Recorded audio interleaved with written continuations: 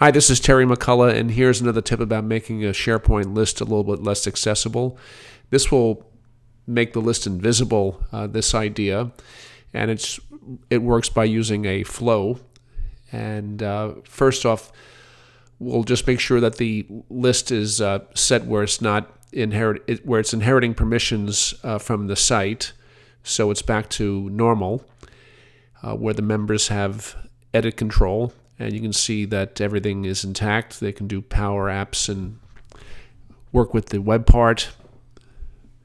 So now let's take a look at this flow. And the first example will just be making the list not appear in search results, because that sometimes is a point of entry for users to open up a list. So I'm just putting in the list name and then the site address, and I'm going to say disable search.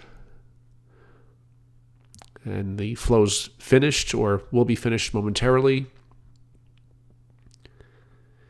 And if we go back, you'll see that the search is now disabled, where results are not showing up in search. And of course, you could just come into the list and do this yourself.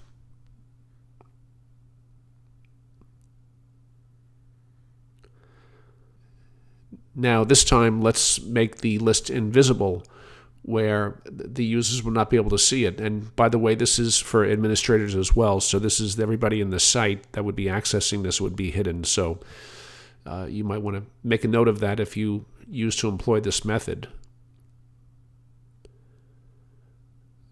So now when we go back and we look at the site contents, you'll see the list is not there. But the web part is there. And of course, you can still work with Power Apps.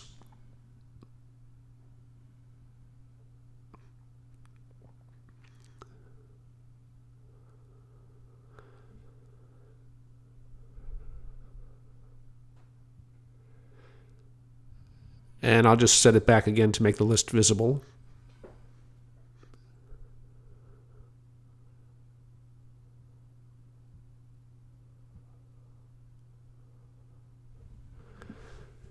And it reappears. So now we can take a look at the flow. There's two text fields and two Boolean fields. SP list name, you can see that there. And then there's one HTTP request to SharePoint.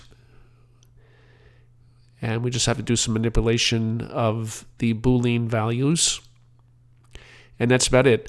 I'll have the detail of that step right there in my blog post, and I'll put the link to that within the notes. Thank you.